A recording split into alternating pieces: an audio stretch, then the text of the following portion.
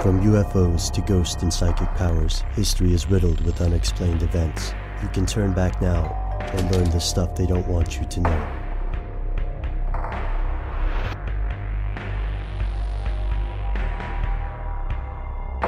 Here are the facts.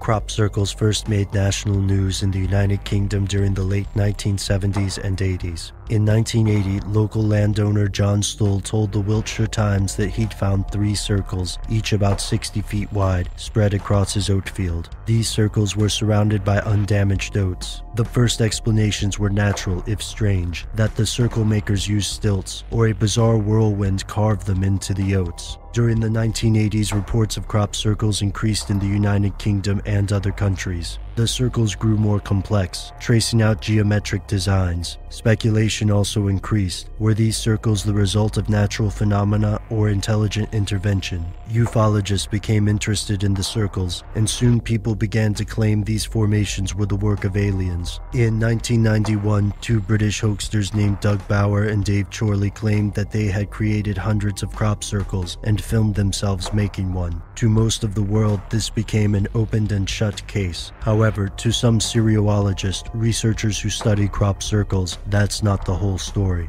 Here's where it gets crazy. While seriologists accept that many crop circles have been made as pranks or hoaxes, they don't believe this accounts for all. In The Deepening Complexity of Crop Circles, seriologist Elcho Jasselhoff argues that some crop circles are too complex to be created by the weather alone. Crop circle investigators also believe these formations predate modern hoaxers, and they point to a 17th century report of a mowing devil for evidence. Although there is a large community of people who don't believe that all crop circles are hoaxes, this community doesn't agree on exactly what the genuine crop circles are. Biophysicist William Levengood found that plants in the crop circles were damaged in the same way as plants in a microwave oven, and scientists have measured strong magnetic fields within crop circles. Some visitors to crop circle sites also report physical symptoms, such as nausea or a tingling sensation. Crop circles have also been accompanied by UFO sightings, and witnesses occasionally claim the circles appear directly under the UFO.